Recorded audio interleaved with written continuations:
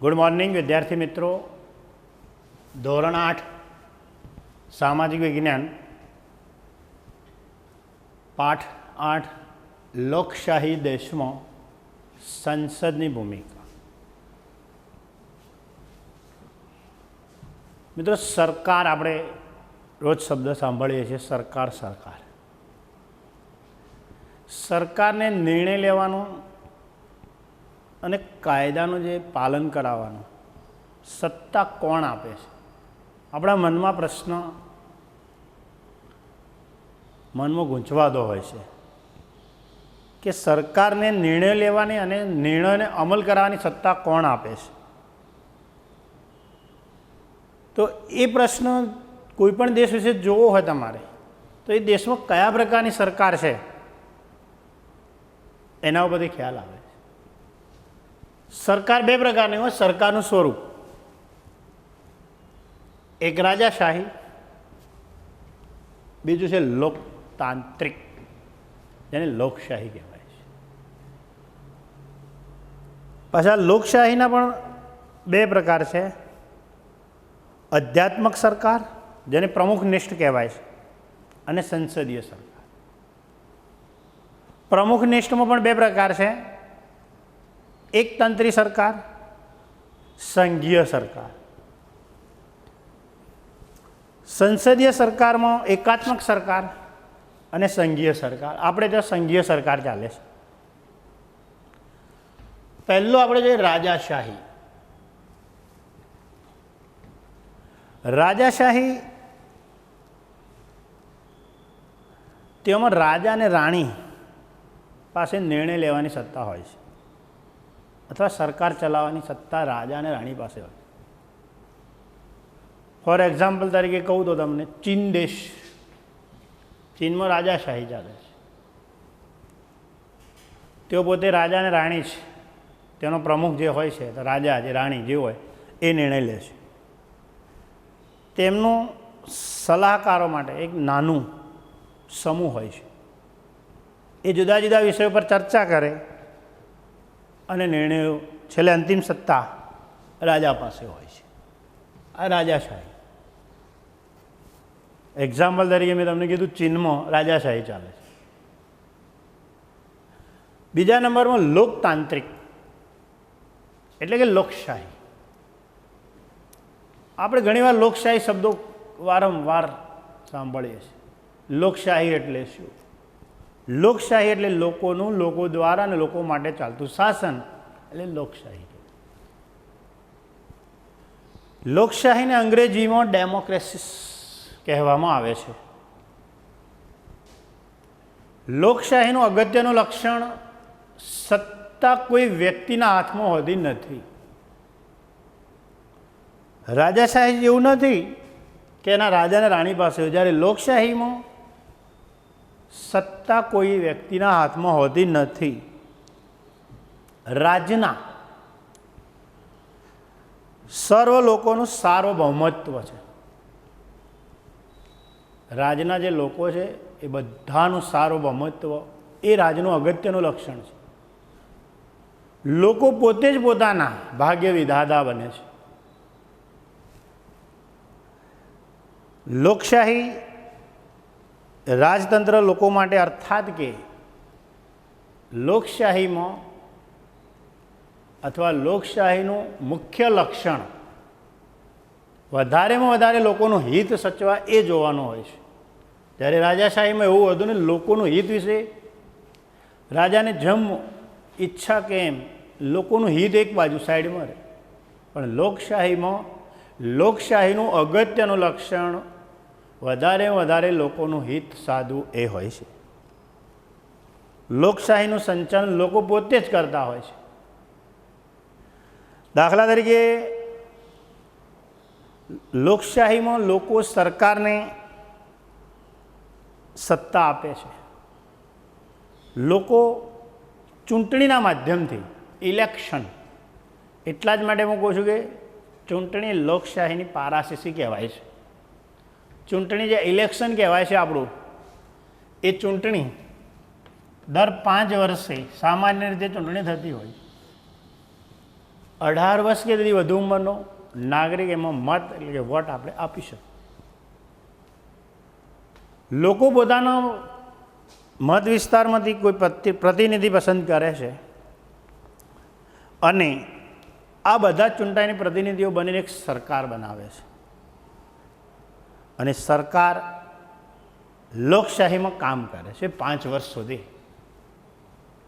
લોકશાહીમાં સરકારે પોતાના નિર્ણયો અને ભરેલા પગલાઓનો આધાર બતાવવો પડે છે. એવું નથી કે 5 વર્ષ સરકાર બની ગઈ એટલે પછી કંઈ બતાવવું ના પડે. પણ લોકશાહીમાં લોકોને જે લીધેલા નિર્ણયો અને જે ભરેલા પગલાઓ છે અથવા જે એપ્લાય કરેલા પગલાઓ કાયદાઓ જે એપ્લાય કરેલા છે એનો અમલ કરવા બતાવવું પડે છે અથવા સ્પષ્ટતા કરવી પડે છે. લોકશાહીને લોકોને જ વહીવટ કરવાનો હોય છે. પણ લોકો આટલા બધા 21 કરોડ વસ્તી એટલે લોકોનો વહીવટ કરવો, પણ એમના લોકો વતી આપણે પ્રતિનિધિને ચૂંટીને આપણે મોકલીએ. એ આપણા વતી આપણું દેશનું સંચાલન કરે અથવા આપણા વિસ્તારનું સંચાલન કરે છે. છેલ્લે લોકશાહીમાં સંચાલન લોકો પોતે જ કરે છે.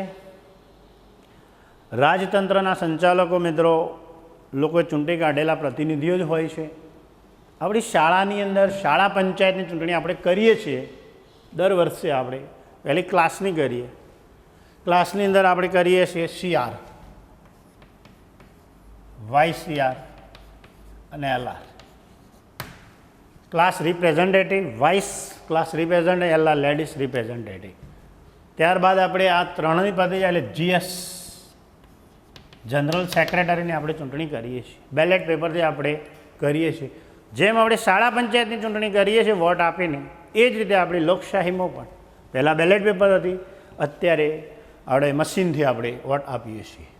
ટૂંકમાં CR, VCR, LR અને GS અને વાઇસ GS બરાબર એની આપણે ચૂંટણી શાળાની અંદર કરીએ છીએ. હવે ચૂંટણીમાં ખાસ કરીને સંસદ, જેને પાર્લામેન્ટ કહેવાય છે ઇંગ્લિશમાં, પાર્લામેન્ટ. આ પાર્લામેન્ટ એ ભારતે સંસદીય લોકશાહીનું સ્વરૂપ સ્વીકાર્યું છે. ભારત દેશ સંસદીય લોકશાહી સ્વરૂપ. આપણી સંસદ દિલ્હીમાં આવેલી છે, સર્વોચ્ચ સંસ્થા છે આપણી. અને આ પાર્લામેન્ટ આપણી 3ની બનેલી છે. એમાં 3 કયા કયા આવે તો પહેલાં છે લોકસભા,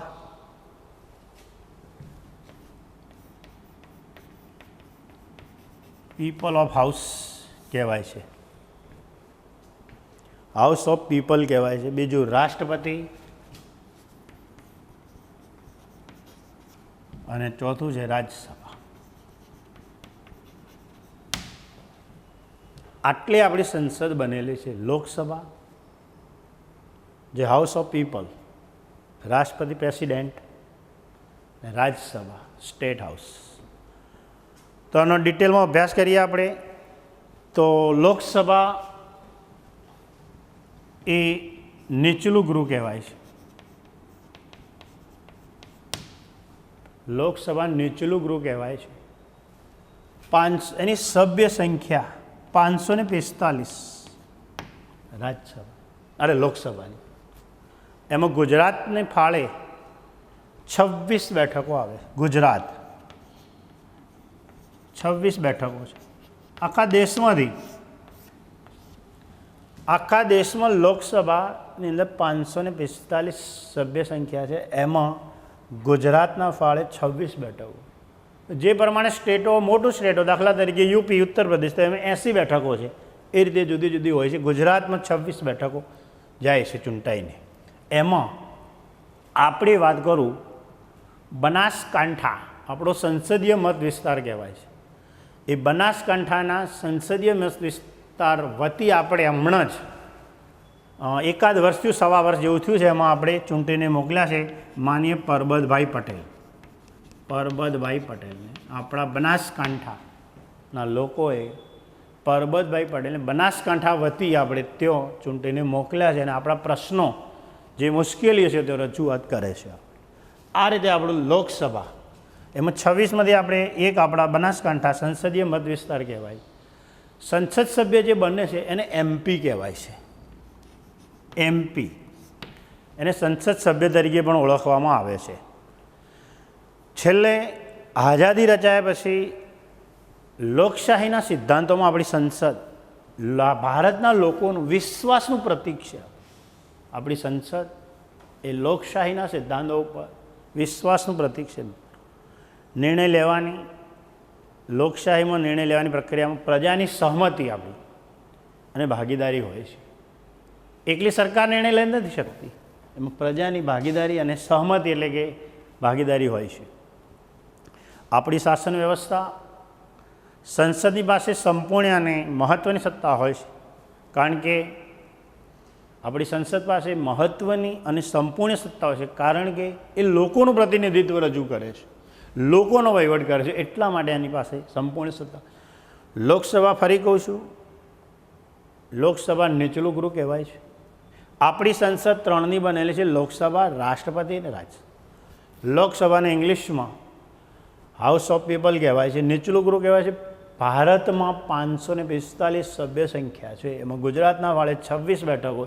બનાસકાંઠાના સંસદીય મત વિસ્તાર આપણા માનનીય પરબતભાઈ પટેલ લોકસભાના જે સભ્ય હોય છે એને સંસદ સભ્ય કહેવાય છે. ઇંગ્લિશમાં ટૂંકમાં એને MP તરીકે, મેમ્બર ઓફ લેજિસ્લેટિવ તરીકે ઓળખવામાં આવે છે.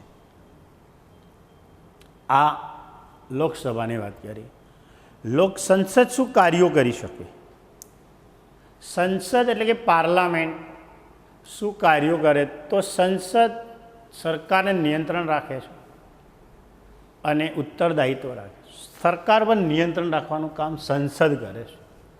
અને બીજા નંબરનું સંસદ કાયદા બનાવવાનું કામ. કોઈ કાયદો ફેરફાર કરવો હોય તો કાયદામાં ફેરફાર કરવાનો, અને જૂના પુરાણા ઘણા કાયદાઓ જૂના થઈ ગયા અને રદ કરવા હોય તો એ રદ કરવાનું કામ આખી આપણી સંસદ કરતી હોય. સંસદ કહું એટલે સમજી લેવાનું લોકસભા આવી ગઈ, રાષ્ટ્રપતિ આવી ગઈ, રાજ્યસભા પણ આવી. એટલા માટે કહું છું કે સંસદ સરકારને નિયંત્રણમાં રાખે છે, સરકારને ઉત્તરદાયિત્વ પણ રાખે છે, કાયદા નવા કાયદા બનાવે છે, જૂના કાયદાઓ રદ કરે છે. કોઈ ફેરફાર કરવો હોય તો એ કાયદામાં ફેરફાર પણ કરી શકે છે. મિત્રો, બીજું છે આપણું અંગ છે લોકસભાનું જે સંચાલન કરનાર છે એને અધ્યક્ષ કહેવાય છે, અથવા ઇંગ્લિશમાં કહેવું હોય તો એને સ્પીકર તરીકે ઓળખવામાં આવે છે. હાલમાં આપણા લોકસભાના સ્પીકર ઓમ બિરલા કામગીરી કરી રહ્યા છે. ઓમ બિરલા જે શરૂઆતમાં જે પ્રશ્નો હોય, જ્યારે સંસદ એટલે કે લોકસભા જ્યારે શરૂ થાય છે, સત્ર ચાલતું હોય ત્યારે પહેલો સમય પ્રશ્નોત્તરી માટે હોય છે, નક્કી કરવામાં આવે છે, અને જેના માધ્યમથી સંસદ સભ્ય સરકારના કામકાજ વિશે જાણકારી પ્રાપ્ત કરે છે.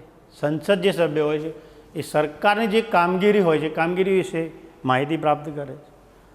તેના થકી સંસદ કારોબારીને નિયંત્રણમાં રાખે છે. સંસદ થકી મિત્રો આખી જે કારોબારી જે છે એ કારોબારી નિયંત્રણમાં રાખે છે. પ્રશ્નોના માધ્યમથી સરકારની જે ખામીઓ છે એ ધ્યાન દોરે છે. સરકારના લોકોના પ્રતિનિધિઓ તરફથી પ્રજાના વિચારો જાણવાની તક મળે છે. પ્રજાના જે વિચારો છે એ પ્રજાના વિચારોની તક જાણવા મળે છે. સરકારને પ્રશ્નો પૂછવા એ સંસદ સભ્યની મહત્ત્વની જવાબદારી હોય છે. સરકારને પ્રશ્નો પૂછવા અથવા પોતાના વિસ્તારના જે પ્રશ્નો રજૂ કરવા એ સંસદ સભ્યની મહત્ત્વની જવાબદારી છે. લોકશાહીમાં સારો વહીવટ ચલાવવો હોય એ પછી જોઈએ તો લોકસભા કેવી રીતે બને છે. લોકસભાની રચના આખા દેશમાં જ્યારે વિધાનસભાની જેમ ચૂંટણી થાય છે અને ચૂંટણી બાદ સંસદીય મત વિસ્તારમાંથી એક સંસદ સભ્ય ચૂંટાઈને આવે છે, અને આ ચૂંટણીમાં જુદા જુદા રાજકીય પક્ષો હોય છે, અને જુદા જુદા દેશમાંથી જે બધા ચૂંટાઈને આવેલા સંસદ સભ્યો ભેગા મળીને આખી લોકસભાની રચના થાય. આ લોકસભા 5 વર્ષે વિસર્જન થાય છે. કાયમી ગૃહ નથી, લોકસભાનું 5 વર્ષે વિસર્જન થાય છે. દરેક રાજ્યોની વિધાનસભાની જેમ ચૂંટણી થાય છે એમ લોકસભાની દર 5 વર્ષે ચૂંટણી કરવામાં આવે છે. જે સંસદ સભ્ય જીત્યા હોય, જેટલા દેશમાં સંસદ સભ્યો જીત્યા હોય 545 ભેગા મળી અને આખી લોકસભાની રચના થાય છે. અગાઉ વાત કરી લોકસભા બને છે આપણા બનાસકાંઠાના સંસદીય મત વિસ્તારને વિસ્તારના સંસદ સભ્ય માનીય પરબતભાઈ પટેલ છે.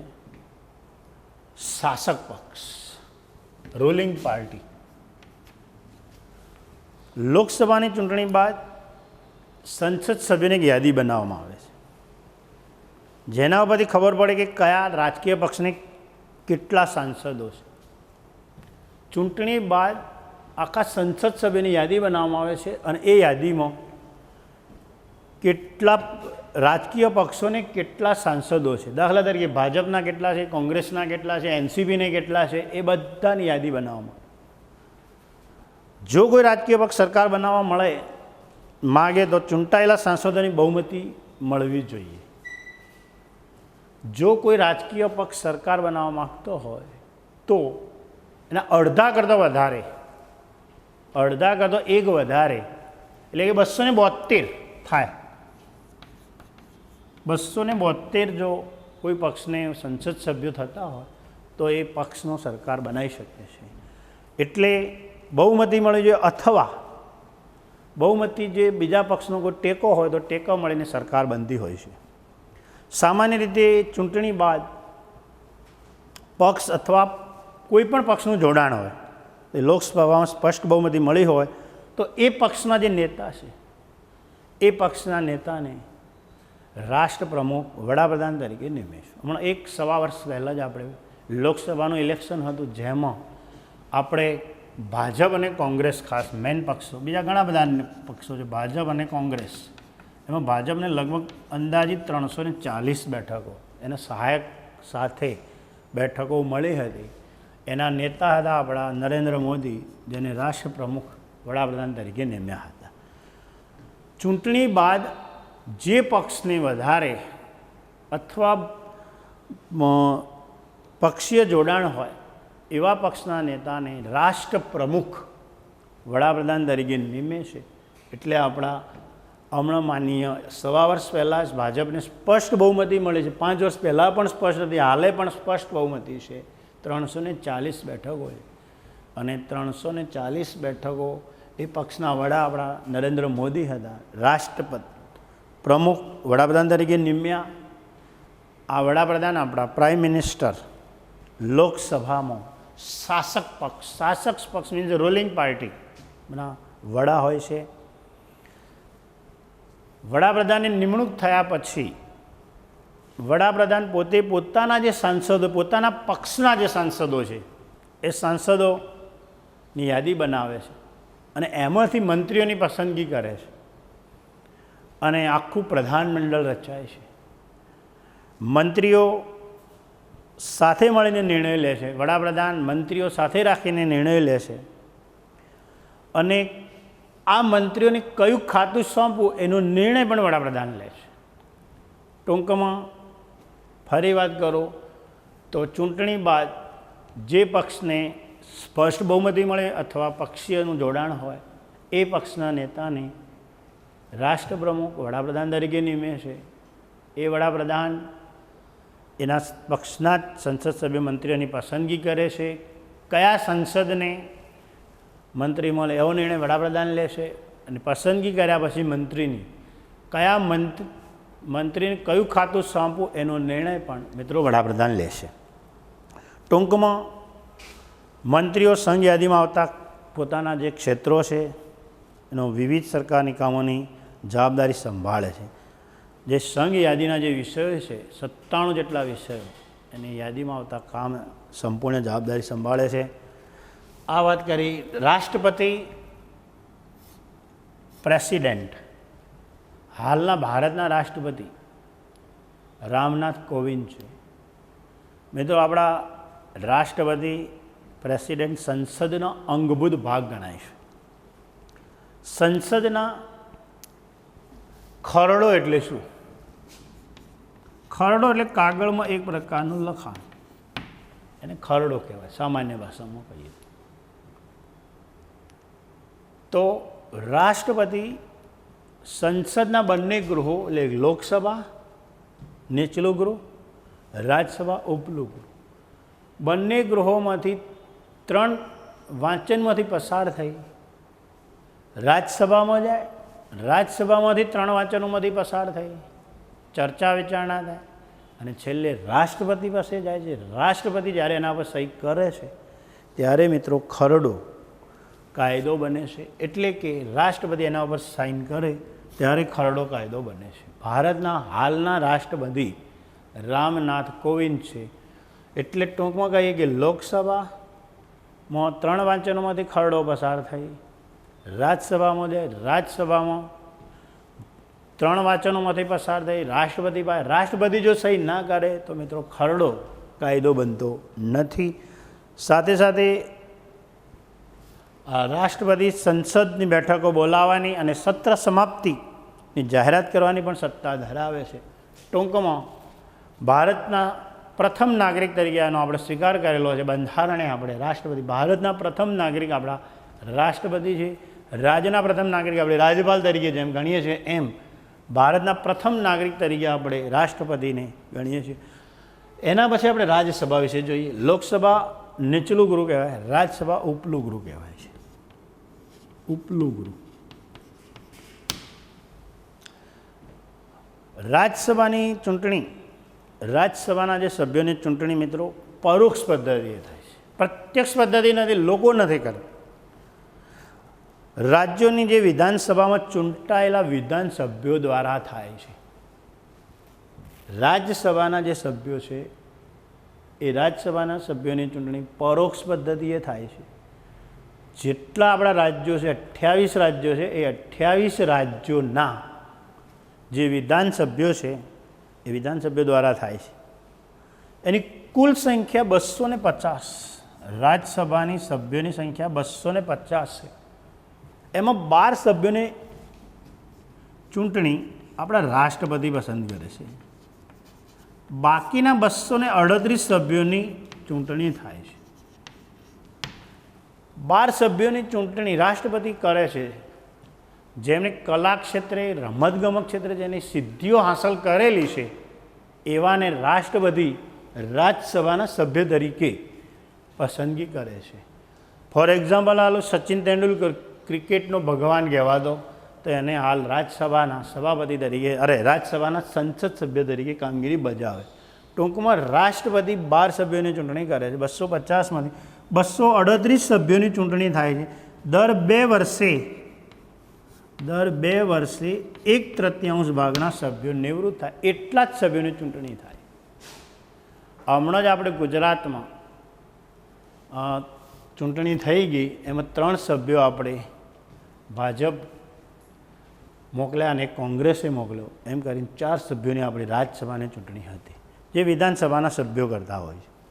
ફરી બોલું છું, રાજ્યસભા કાયમી ગૃહ છે, એનું ક્યારેય વિસર્જન થતું નથી. પરીક્ષામાં કારણ પૂછાતું હોય છે કે રાજ્યસભા કાયમી ગૃહ છે, એમાં દર 2 વર્ષે 1/3 ભાગના સભ્યો નિવૃત્ત થાય છે એટલા જ સભ્યોનું ઇલેક્શન થાય. એ રાજ્યસભાની સભ્ય સંખ્યા 250 છે, એમાં 12 સભ્યોનું ઇલેક્શન અથવા 12 સભ્યોને રાષ્ટ્રપતિ પસંદ કરે છે જેમને સંગીત ક્ષેત્રે હોય, કલા ક્ષેત્રે હોય, રમતગમત ક્ષેત્રે જેની સિદ્ધિઓ હાંસલ કરેલી, ફિલ્મ ક્ષેત્રે જેની સિદ્ધિઓ હાંસલ કરેલી છે એમને રાષ્ટ્રપતિ પસંદ કરે છે. બાકીના જે 238 સભ્યો છે એ 238 સભ્યોનું ઇલેક્શન થાય છે, ચૂંટણી કરવામાં આવે છે. રાજ્યસભા આપણા જે રાજ્યો છે રાજ્યોનું પ્રતિનિધિત્વ રજૂ કરે છે, પરોક્ષ પદ્ધતિ રજૂ કરે છે. રાજ્યસભામાં ખરડો રજૂ થઈ શકે છે, પણ કોઈ ખરડાને કાયદાના રૂપમાં લાગુ કરતાં પહેલાં રાજ્યસભાની મંજૂરી જરૂરી છે. મિત્રો, લોકસભામાં ખરડો પસાર થયો અને રાજ્યસભામાં જાય અને કાયદાનું સ્વરૂપ આપતા પહેલાં અથવા રાષ્ટ્રપતિ એના ઉપર સહી કરતાં પહેલાં કાયદાનું સ્વરૂપ આપતા પહેલાં રાજ્યસભાની મંજૂરી જરૂરી છે. મંજૂરી ના હોય અથવા એમાંથી પસાર ના થયો હોય તો ખરડો હોય તો કાયદો બની શકતો નથી. ટૂંકમાં લોકસભાની જેટલી સત્તા છે એટલે જ રાજ્યસભાનું એટલું જ મહત્ત્વ રાજ્યસભાનું છે. ટૂંકમાં લોકસભાને જે ખરડાઓ રજૂ કરવામાં આવે છે, ચાહે નાણાં ખરડો હોય, ચાહે શિક્ષણનો ખરડો હોય, ગમે તે સંરક્ષણનો ખરડો હોય, એ કોઈપણ ખરડા લોકસભામાં રજૂ થાય અને રોજ સભા પછી રાજ્યસભામાં જાય છે. અને રાજ્યસભામાં જેટલું લોકસભાનું મહત્ત્વ એટલું જ રાજ્યસભા. ટૂંકમાં ખરડાને કાયદાનું સ્વરૂપ આપતા પહેલાં રાજ્યસભાની મંજૂરી હોવી જરૂરી છે. સંસદનું આ ગૃહ લોકસભાએ બતાવેલા કાયદાની સમીક્ષા કરે છે. મિત્રો, આમ રાજ્યસભાની ભૂમિકા મહત્ત્વની છે. રાજ્યસભાનું સંચાલન જે કરે છે મિત્રો, જેમ લોકસભાનું સંચાલન કરનારને અધ્યક્ષ અથવા સ્પીકર કહેવાય. કોઈપણ સંસદ સભ્યને પ્રશ્ન પૂછવો હોય તો માનનીય અધ્યક્ષની મંજૂરી લેવી પડે છે અને માનનીય અધ્યક્ષનું નિવેદન કરી અને પછી પોતાના પ્રશ્નની રજૂઆત કરી શકે છે. લોકસભાનો જે સ્પીકર છે એની પાસે સત્તાઓ આપવામાં આવેલી છે. જો કોઈ એનો ઉબાળો કરે તો એને બહાર કાઢવાની પણ સત્તા લોકસભાના સ્પીકર પાસે હોય છે. લોકસભા જે સંચાલન કરે છે એને સ્પીકર કહેવાય છે. હાલના લોકસભાના સ્પીકર ઓમ બિરલા છે આપણા. એ જ રીતે રાજ્યસભાની બેઠકોનું સંચાલન કરનારને સભાપતિ કહેવાય છે.